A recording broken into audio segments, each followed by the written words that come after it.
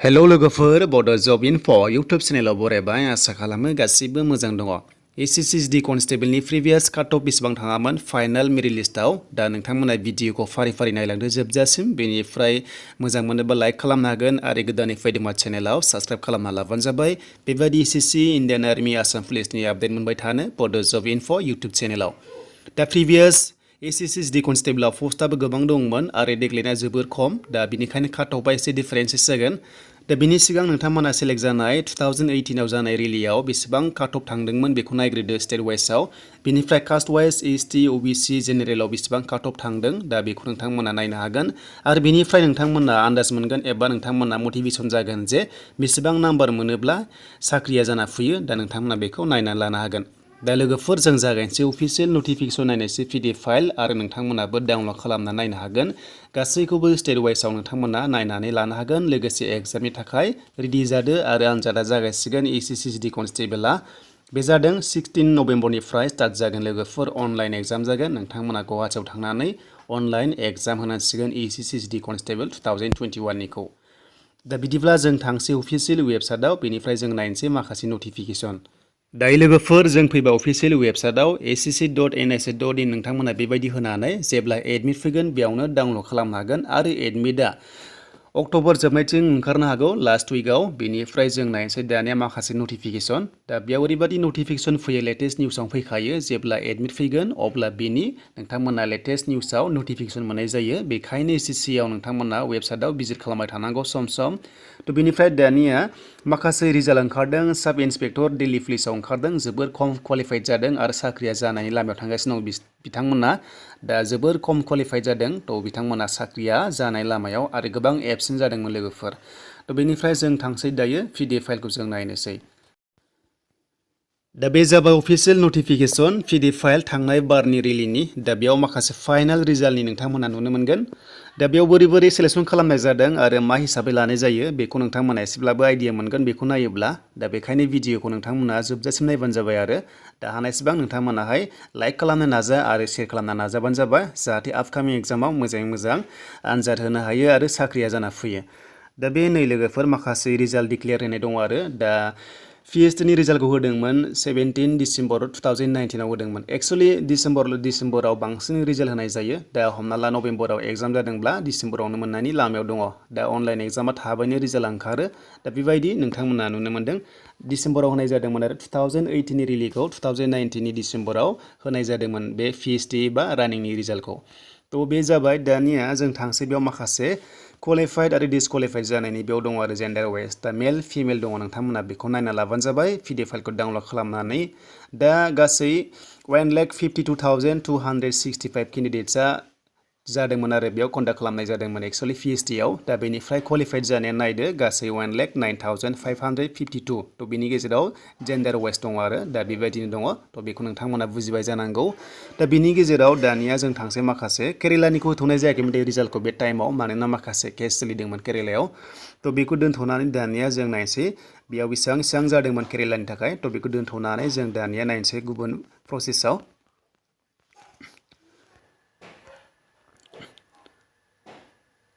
दा SSCआव नोंथांमोना नैबे NXR 1खौ नायना लाग्रोनांगोन। दा बे NXR 1आव ओरैबायदि जायो नोंथांमोना जाहाथे कनफिउस जाया दा माखासे खोथाखौ जों बुजिना लाग्रोनांगोन। दा बेयाव पस्ट कड थायो जों जेब्ला रिजाल्ट नायगोन पस्ट कड हिसाबैसो जों नायनांगौ जायो। थ' पस्ट कडखौ जों जेब्लायबो गोसोआव लानांगोन। दा बुंदों बेयाव लोगोफोर पस्ट कड दङ A माने BSF थ' Aआव BSFआ गोग्लैगोन बेनिफ्राय Bआव CICF गोग्लैगोन Cआव CRPF गोग्लैगोन। दा नोंथांमोना बेखौ गोसोआव लाबानो जाबाय।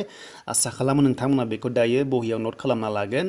बा नोंथांमोना गोसोआव लागोन आरो A मिन्स BSF आरो B मिन्स माने CICF गोग्लैयो। दा बेसेबां काट अफ जायो बेखौ जोङो कड वाइसआव जों नायनांगौ जायो। दा बिदिब्ला ओरैबायदि जाबावगोन आरो लोगोसे जेनेरेल एरिया बा नाक्साल बा बर्डार थाबावो बे एरिया हिसाबाव आरो मोनथाम रानबावनाय जायो बे जाबाय G मिन्स जेनेरेल। थ' बेनिफ्राय दानिया SSCआव ओरैबायदि सेलेक्सन खालामनाय जायो माखासे गाइडलाइन्स एबा क्राइटेरिया होनाय जाखायो जुदि नाम्बारा नोंनाबो 10 बा आंनाबो 10 बा जोंनि डेट अफ बार्थखौ नायनाय जायो बेयावनो थ' जायनि डेट अफ बार्थआ सिनियर थ' नोंथांमोना बेखौ मोननाय जागोन आरो दा हमना ला आंनियाबो 1990 नोंनाबो 1990 नाथाय नोंना फेब्रुवारि आंना जानुवारि बा आं मोननाय जागोन सिलेक्सन फाइनालाव थ' बेबादि क्राइटेरिया दंखायो थ' बेखौ बुजिना लाग्रोनांगोन ओमफ्राय नोंथांमोना पस्ट क'डखौ जेब्लायबो गोसोआव लानांगोन एड्स माने मा दा एड्स माने जाहैबाय लोगोफोर SSF थ' एड्स माने SSF दङ बेनिफ्राय SSF आव बेसेबां काट अफ थांदोंमोन दा बेयाव नोंथांमोना नायना लादो दा ST आ थांदोंमोन 77 थांदोंमोन सामथिं थ' बेनिफ्राय जेनेरेलाव नायोबा UR आव नायोब्ला 82 थांनाय जादोंमोन आरो थ' जों बेखौ दोनथ'नानै दानिया स्टेट वाइसआव जों नायनोसै थ' फार्स्टआवनो नोंथांमोना बुजिनांगोन पस्ट क'डखौ बुजिनांगोन A माने VSF B माने CSF बेखौ जों नायनांगोन आरो बर्डार एरिया बा V गोलैगोन नाक्साल बा N गोलैगोन जोंनावथ' नाक्साल गैया थ' जोंना बर्डार आरो जेनेरेल थागोन आसामाव थ' बेनिफ्राय दानिया जों थांसै फैदो माखासे स्टेटखौ जों नायनोसै दा जों जोंनि आसामखौ नायनोसै बेसेबां थांदोंमोन आसामाव फिमेलफोरा नैबे जाबाय फिमेल दै लोगोफोर बे जाबाय फिमेलनि बेनिफ्राय जोङो नायगोन मेलखौबो नायगोन दा फिमेलाव बेसेबां थांदोंमोन नायदो काट अफआ आसाम स्टेटआव थांनाय बारनि रिलियाव थ' फिमेलाव बारा थांनाय जाया नोंथांमोना मोजाङै मोजां आनजाद होब्लानो साख्रिया जानाय लामायाव थायो दा बे जाबाय फिमेलनि दा आसामाव नायदो काट अफ बेसेबां थांदोंमोन दा जोङो बुजिनांगोन जों A माने BSF थ' जों बेखौ मिथिखानांगोन थ' नोंथांमोना बुजिनांगोन आरो बेनिफ्राय B माने मा थ' नोंथांमोना बेखौ नायना लानांगोन दानिया एरिया थ' एरिया जों बेखौ नायनांगोन नाय एरियाबो दङ दा एरिया जाहैबाय जोंनिया बर्डार आरो जेनेरेलाव थाखायो जोंनाव नाक्साल थाया थ' बेखायनो जोंहा बियाव दा नायदो ST फ्रा नैबे BSF दै A माने BSF थ' बेखौ नोंथांमोना क'डखौ नायना लाबाय थादो दा A माने जाहैबाय जोंनियावहाय ST आ भेकेन्सिसा दंमोन 3 दंमोन आरो बेयाव थ' BSF आव 3 दङमोन दा जोंनि नैबे डेट अफ बार्थखौ नायदोलाय 1998 नि थाखाय बेयाव 3 दङ भेकेन्सिसा 3 आरो फिलआपआ जाबाय 3 जाबाय थ' बेनिफ्राय काट अफआ बेसेबां थांदोंमोन बर्डार एरियानिया ओरैबायदि जायो नोंनि एरिया एबा नों एप्लाइ खालामनाय नोंनि एड्रेसा जुदि बर्डार एरिया गोलैयोब्लासो बियाव गोलैगोन दै लोगोफोर आरो बिनि काट अफआ थांदोंमोन 45.89 थांनाय जादोंमोन आरो फिमेलनि थाखाय थ' दानिया जों नायनोसैलाय नैबे जेनेरेल थ' बे जाबाय जेनेरेल बे जाबाय BSF आवबो आरो जेनेरेलाव थ' जेनेरेलाव इसेबां थांदोंमोन नायदो नाय 48 थांनाय जादोंमोन 48.97 थांनाय जादोंमोन जेनेरेलाव थ' बेखौ जों नायनो रोंनांगोन आरो थ' दानिया जोंहा थांसै माखासे आरो प्रसेस दंबावो डेट अफ बार्थ वाइस थांनाय जायो आरो SSC नि सिलेक्सना बेयाव आरो दंबावो नै दा बियाव दंबावो बियाव बि माने जोंहा बुजिनांगोनलाय लोगोफोर बि माने जाबाय जोंहा CSF दा CSF आव बेसेबां थांदोंमोन काट अफ ST फ्रा जेनेरेल एरियायाव बे जेनेरेल एरिया ओमफ्राय थांदोंमोन नै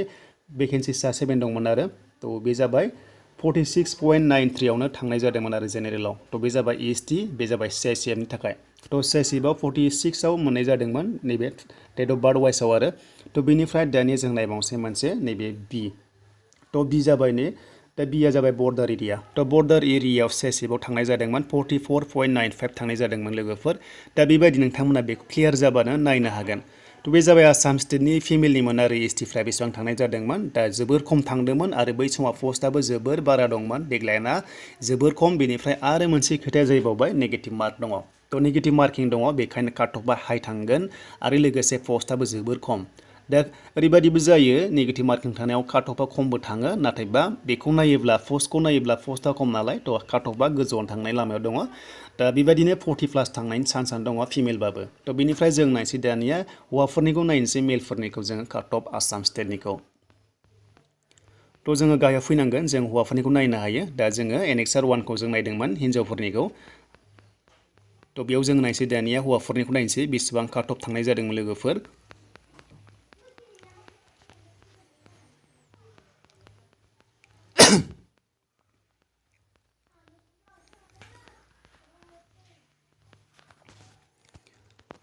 दा बे जाबाय एनेक्सार 2आव हौवाफोरा गोलैयो मेल गोलैगोन दा नोंथांमोना गिबियावनो नैबे पस्ट क'डखौ नोंथांमोना सिगांग्रो गोसोआव लानांगोन अब्लासो रिजाल्ट नायनायाव क्लियार जायो A means BSF B means CSF थ' C मिन्स CRPF दा जों बेखौ नायगोन आरो दा बे जाबाय काट अफ थांनाय बारनि रिलियाव बेसेबां थांनाय जादोंमोन बेनिफ्राय नैबे एरियाखौ नायनाया जोबोर इम्परटेन्ट G माने जेनेरेल N माने नाक्साल B माने बर्डार बेखौ जों नायनाया जोबोर गोनां नङाब्ला नोंथांमोना आन्दायनो हागौ जेब्ला SSC आ रिजाल्ट होगोन बोरै बोरै नायो नोंथांमोना आन्दायनो हागौ दा जों आसाम स्टेटखौ नायनोसैलाय डाइरेक्ट जों आसामखौ नायनोसै गुबुनखौ नायला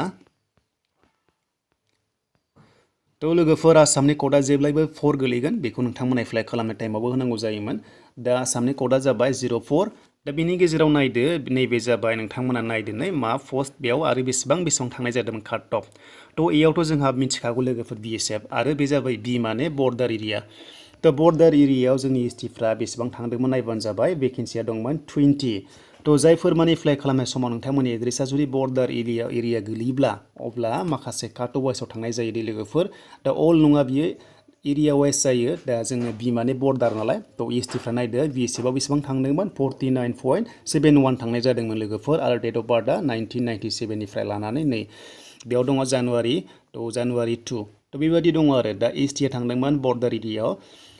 थांदोंमोन 49.71 थांनाय जादोंमोन दा जायफ्रा 49.71 मोनदोंमोन थ' नोंथांमोना जायफ्रा माने मेडिकेल पास जाबाय साख्रिया जाना फैदोंमोन थ' बेनिफ्राय दानिया जों नायनोसैलाय जेनेरेल नैबे जाबाय जेनेरेल बेबो BSFआनो लोगोफोर BSFआनो ए माने BSF नालाय थ' बेनिफ्राय जेनेरेलाव नायदो STआ बेसेबां थांदोंमोन बेयाव भेकेन्सिया दंमोन जेनेरेल माने भेकेन्सिया दंमोन आरो थ' 80 दंमोन भेकेन्सिया आरो फिलाप जाबाय नैबे जाबाय फिलापनि आरो थ' 51.18 थांनाय जादोंमोन दा जोङो SSB खौ नायगोन SSB नि क'डआ जाहैबाय D मोन दा जों B माने मिथिगौ बर्डार एरिया दा जों बर्डार एरियाखौ नायनोसै दा बेयाव दङ भेकेन्सिया 12 मोन आरो दा बिनि गेजेराव फिलाप जाबायबो दा बेयाव काट अफ थांदोंमोन 48.69 थांनाय जादोंमोन दा नोंथांमोना नुनो मोनबाय दा बेबायदि थाङो बारा एसेबां हाइबो थाङा दा नोंथांमोना 50 मोनोब्लानो साख्रिया जानायनि लामायाव थायो आरो दा बेनिसिम लोगोफोर नोंथांमोना बुजिबाय जानांगौ बेखौ PDF फाइलखौ डाउनलड खालामनानै नायदो गासिबो डिटेल्सखौ मोनगोन दा लोगोफोर PDF फाइलखौ नायनानै नोंथांमोना गासिबो डिटेल्सखौ नायना लानो हागोन आरो एग्जामनि थाखाय रेडि जादो आरो एग्जामा नभेम्बर 16 निफ्राय जागायसिगोन 2021 ना दा लोगोफोर बेनोसैमोन मोजां मोनोबा लाइक कमेन्ट शेयार आरो गोदाननि फैदोंबा चेनेलाव साबस्क्राइब खालामना लादो लोगोसे PDF फाइलखौ डाउनलड खालामनानै गासैखौबो नायजोबदो